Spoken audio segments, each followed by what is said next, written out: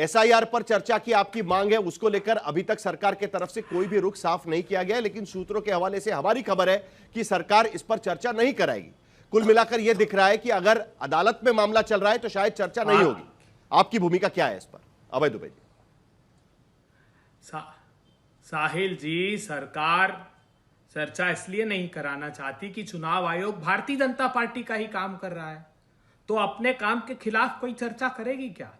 जिन लोगों ने सत्ता के आगे अपना जमीर गिरवी रख दिया, जिन लोगों ने प्रजातंत्र को बेच खाया, जो चुनाव को चोरी कर रहे हैं, सिर्फ उनको चिंता नहीं होती अगर पहली मीटिंग में चुनाव आयुक्त यह कह दे कि मैं 20% वोट काट दूंगा। किसी को चिंता हुई इस बात की? फिर उन्होंने कहा कि बिहार में जो पलायन कर गए 3 करोड़ लोग, वो वही वोट रजिस्टर करा ले। कोई वैधानिक प्रावधान नहीं था। मैंने पहले भी कहा कि प्रधानमंत्री दिल्ली में रहकर अहमदाबाद में वोट करते हैं, उनको कहने का उनका साहस नहीं है। उसके बाद उन लोगों ने बिहार के 8 करोड़ लोगों को यह निरूपित कर दिया कि तुम बांग्लादेशी हो, तुम रोहिंग्या हो, सब फॉर्म भरो लाइन में लगकर, फॉर्म नहीं भरोगे तो हम नहीं मानने वाले कि तुम भारत के नागरिक हो। बड़ी बेशर्मी भरी बात है। चुनाव आयोग ने साफ कह दिया कि एक भी रोहिंग्या और बांग्लादेशी नहीं मिला।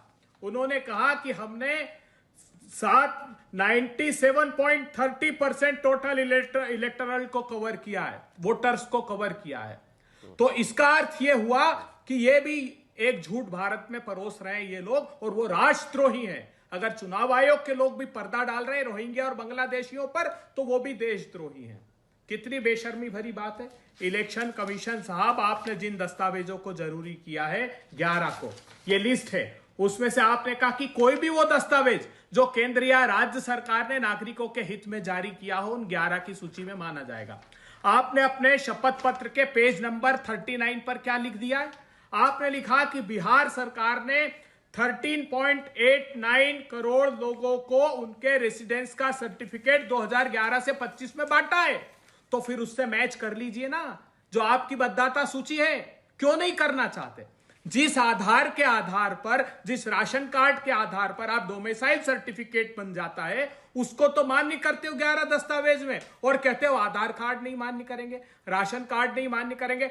इसी पेज नंबर 77 पर वो लिखते हैं, इस एफिडेविट में वो कहते हैं कि बोगस राशन कार्ड थे, लेकिन केंद्र ने आधार से सीडिंग कर दिया। आधार से जैसे ही लिंक किया कि सारे बोगस राशन कार्ड खत्म हो गए, सारे कॉन्ट्राडिक्टरी स्टेटमेंट।